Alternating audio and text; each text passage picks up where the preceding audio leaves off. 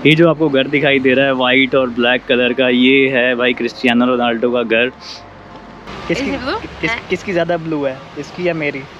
बहुत ही आलीशान तगड़ा घर बनाया हुआ है। घर नहीं कहना चाहिए इसको, मैं बोलूँगा ये तो कोठी है, एक मेंशन है ये पूरा। It's like a very बर्फ़ के cold. गोले की तरह ही है। What did you say? टोबागन नाम की चीज़ होती है, एक स्लेज पे कुछ लोग ट्रेडिशनल स्टाइल से, एक लकड़ी की स्लेज होती है, उस पे आपको बैठना होता है। यहाँ पे स्पोर्ट्स को बहुत बढ़ावा दिया जाता है। बंद हो रखी हैं। बाकी ये पूरा घर जो है ये 7 मंजिल का है। ओके तो गाइज, मैं और मिलेना घूमने आए हुए थे मडेरा में, और पिछले वीडियो में आपने देखा और मेरे पीछे भी आप देख सक रहे होगे, तो मैंने आपको पिछले वीडियो में दिखाया जो क्रिस्टियानो रोनाल्डो हैं, जो कि पोर्टुगीज़ नेशनल फुटबॉल टीम के काफ़ी माने हुए प्लेयर हैं और वर्ल्ड के एक बेस्ट फुटबॉल प्लेयर हैं। उनसे जुड़ी हुई मैंने काफ़ी चीज़ें आपको दिखाई थी। आपको मैंने दिखाया था म्यूज़ियम, आपको मैंने दिखाया था उसका रेस्टोरेंट, उसका होटल और उसके कुछ मॉन्यूमेंट्स थे।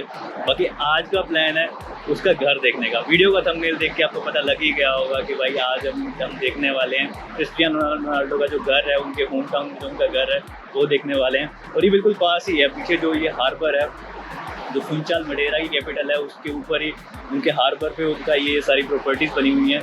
और उसके बिल्कुल जस्ट 100 मीटर वॉक करते ही, जिस पे मैं अभी वॉक कर रहा हूँ, वहाँ जाके उसका आता है उसका जो नया घर है, जो उसने अभी बहुत ही महंगा घर खरीदा है। यहाँ से मैं अगर अपनी आंखों से देखूँ तो मैं अभी देख पा रहा हूँ, कैमरे से अभी आपको उसका घर दिखाता हूँ। तो हेलो, वेलकम, नमस्ते, सत श्री अकाल, अस्सलाम वालेकुम, welcome back to a new video. तो ये पीछे की तरफ हो रह गया जो यहाँ का म्यूज़ियम था, और इससे जस्ट 100 मीटर मैंने वॉक की तो ये पहुँच गया हूँ। ये जो आपको घर दिखाई दे रहा है वाइट और ब्लैक कलर का, ये है भाई क्रिस्टियानो रोनाल्डो का घर। तो ये यहाँ पे एक स्क्वायर है, इसका मैं पिन आपको मैं इस डिस्क्रिप्शन में मेंशन कर दूँगा। अगर आप कभी आते हो मडेरा में तो यहाँ पे आ सकते हो। और बाकी इसके बिल्कुल बगल में ये इसका पूरा घर है।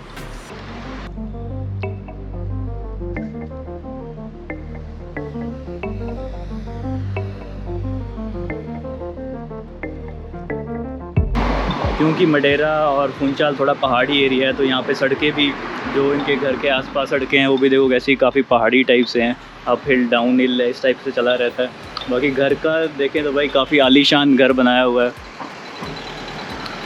बहुत ही आलीशान तगड़ा घर बनाया हुआ है। घर नहीं कहना चाहिए इसको, मैं बोलूँगा ये तो कोठी है, एक मेंशन है ये पूरा। आजकल यहाँ पे कोई रहता नहीं है, इसकी वजह से आप देखोगे कि सारी विंडो, सारी खिड़कियाँ इस घर की बंद हो रखी हैं। बाकी ये पूरा घर जो है ये 7 मंजिल का है। यहाँ पे आप देखोगे कुछ मंजिल इसकी यहाँ बेसमेंट में है और कुछ मंजिल इसकी ऊपर की तरफ बनी हुई हैं। तो गाइस, अगर हम बात करेंगे इस क्रिस्टियानो रोनाल्डो के इस घर की, तो इस घर की टोटल जो कीमत बताई जाती है वो बताई जाती है लगभग 9.6 मिलियन US डॉलर, या फिर जिसको हम बोले कि 10 मिलियन US डॉलर। इस पूरे घर में बने हुए हैं 7 फ्लोर्स, जिसमें बताया जाता है कि ऊपर के 2 फ्लोर में क्रिस्टियानो रोनाल्डो खुद से रहते थे अपनी फैमिली के साथ, और बाकी के और फ्लोर में वो उनकी और फैमिली रहती थी, जैसे कि उनकी मदर होगी या फिर उनके बड़े भाई ह्यूगो, जो कि आजकल उनका म्यूज़ियम भी संभालते हैं।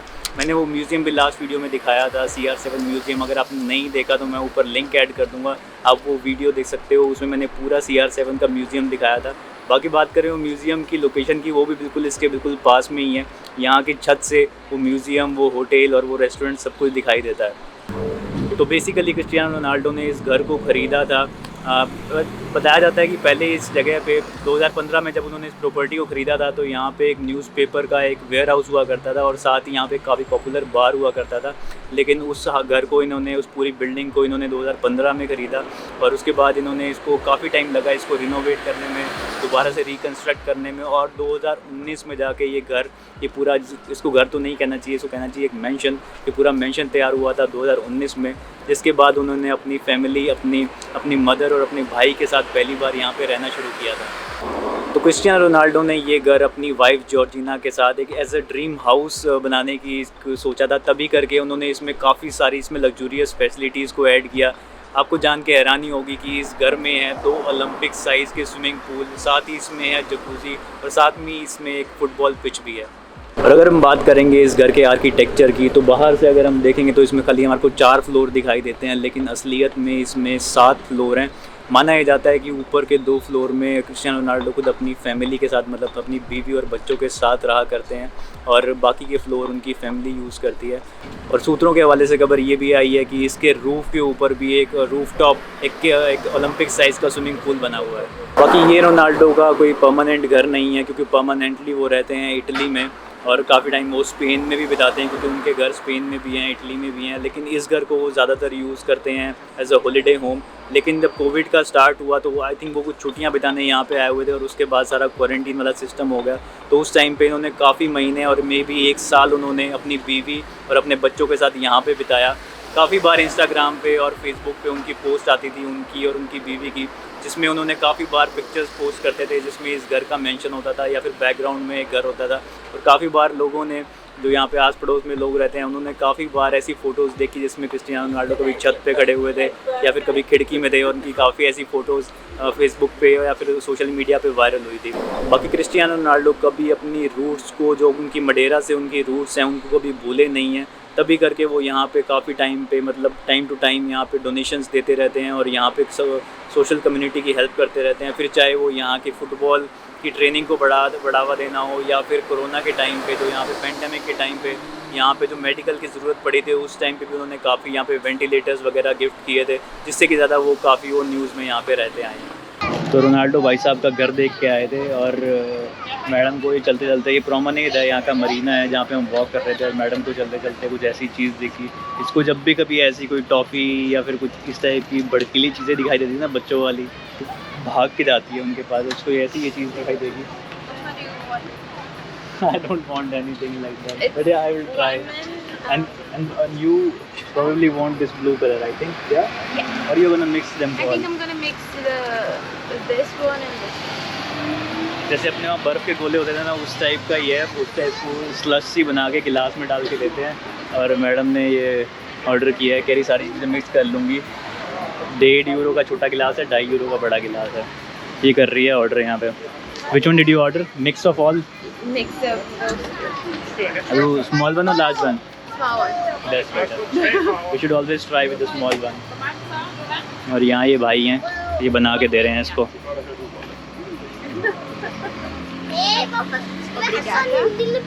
Yeah. Você aceita? What, this is for your Instagram stories? Yes. Let me try. Try it. It's good. Mm-hmm. It's like a very, very बर्फ के cold. गोले की तरह ही है। What did you say? We have something similar in India as well. Yeah. बहुत ठंडा, तरावट आ गई भाई। Did you like it? Did you like it? See? Yeah. You are enjoying so much, you are not able to listen to me. छाती में बैठ गया भाई। Show me your tongue. Show me your tongue. You bad boy, bad girl. Is it blue? किसकी ज़्यादा blue है, इसकी या मेरी? Whose tongue is more blue? I think mine.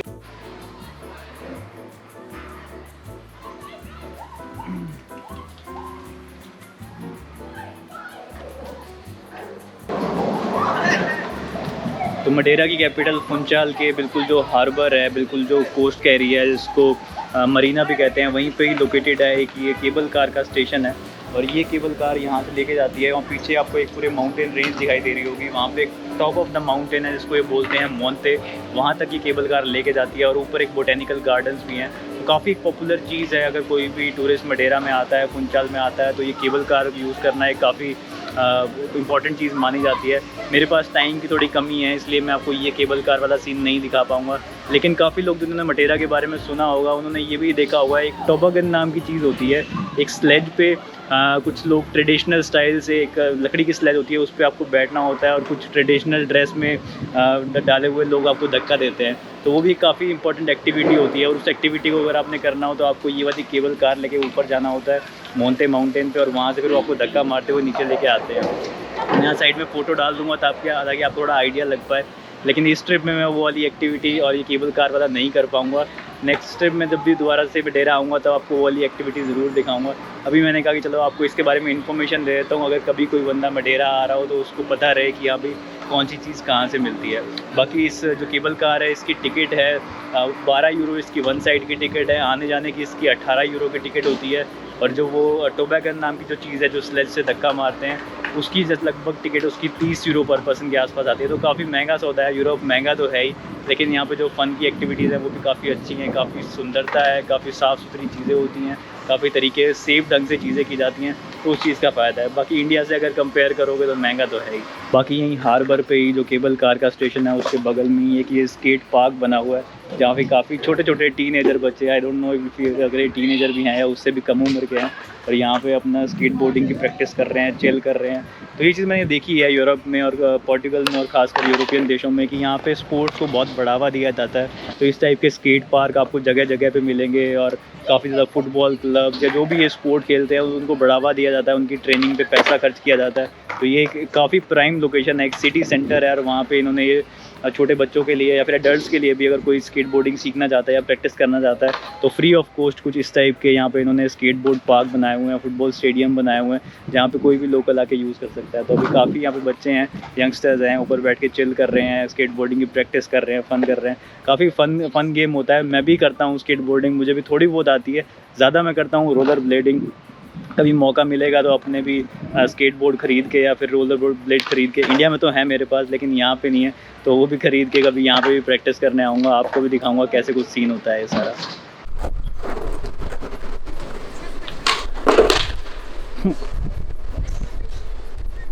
Don't laugh, babe. You were laughing at that kid before. Kids falling, it is. Not teenagers falling.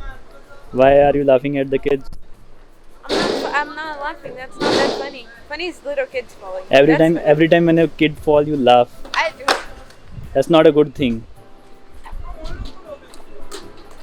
और यहाँ बिल्कुल इधर पूरा ये बीच है, पूरा जो हार्बर का एरिया, और इसके बगल में ही एक इन्होंने ये हेल्थ क्लब भी बनाया हुआ है, ओपन जिम बनाया हुआ है। तो किसी को भाई हेल्थ बनानी हो, कसरत करनी है तो अपना बढ़िया यहाँ पे कुछ लोग लगे हुए हैं। वहाँ पे अगर देखोगे तो कुछ लोग लगे हुए हैं, अपना बढ़िया ओपन जिम में, फ्री जिम में आओ, प्रैक्टिस करो, बीच किनारे मस्ती काटो। और यहीं हार्बर के बिल्कुल एंड पे ही, बहुत ज़्यादा दूर नहीं है सिटी सेंटर से, सिटी सेंटर में ही कहलाया जाएगा, जो फुंचाल का ओल्ड टाउन है। यहाँ पे ये एक फोर्ट है, फोर्ट्रेस है, इसको बोलते हैं फोर्ट्रे दे सैन डिएगो। और इसके अंदर जाना तो अलाउड नहीं है। मैं काफ़ी ट्राई कर रहा था कि इसके अंदर जाने का रास्ता हो, लेकिन इसके आसपास एक सुंदर बीच है, एक बिल्कुल बीच पे लोकेटेड एक फ़ोर्ट है ये। तो यहाँ पे काफ़ी लोग बैठे हुए थे, आराम से चिल कर रहे हैं, कोई स्विम कर रहा है, कोई यहाँ पे एक दो रेस्टोरेंट है वहाँ पे बैठ के एंजॉय कर रहे हैं। तो ये एक लोकेशन और है जो हम सिटी सेंटर के अंदर, फुंचाल के अंदर विज़िट कर सकते हैं। यहाँ के थोड़ा सा और जो लोकल यहाँ का कल्चर है उस चीज़ों को देख सकते हैं, और साथ ही बीच को एंजॉय कर सकते हैं। तो भाई क्रिस्टियानो रोनाल्डो का घर देख लिया, उसके पीछे की हमने स्टोरी भी पता कर ली, काफ़ी इन्फॉर्मेशन मिली होगी आपको। साथ ही मैंने आपको दिखाया यहाँ का जो फुंचाल का जो ओल्ड टाउन का मरीना है वो दिखाया, और लास्ट में मैंने आपको दिखाई ये पीछे जो फोर्ट्रेस रहेगी, fortress of South Diego, fortress of Saint Diego, right? Santiago, I think. Right? Yeah. I think by mistake I said it right. I was supposed to say San Diego, but I said Santiago. Okay. So I hope आप आज का ये video आपको अच्छा लगा होगा। ये सब चीज़ें मैंने आपको दिखाई। बाकी नेक्स्ट वीडियो में आपको मैं कोशिश करूँगा और ज़्यादा अच्छी चीज़ें दिखाने की, क्योंकि हम प्लान कर रहे हैं एक वेल वॉचिंग और एक टर्टल वॉचिंग, डॉल्फिन वॉचिंग का टूर करने का। काफ़ी मज़ा आने वाला है। वो एक पायरेट बोट पे हम जाने वाले हैं, तो चैनल के साथ जुड़े रहना। नेक्स्ट वीडियो में आपको वो सब भी देखने को मिलेगा। बाकी आई होप आज का ये वीडियो आपको अच्छा लगा होगा। वीडियो अच्छा लगा होगा तो लाइक कर देना, शेयर कर देना, कमेंट करके बताना ज़रूर है कि लगा कैसा। बाकी फिर से मुलाकात होगी नेक्स्ट वीडियो में, तब तक के लिए Take care. Bye bye, Sayonara. Sayonara.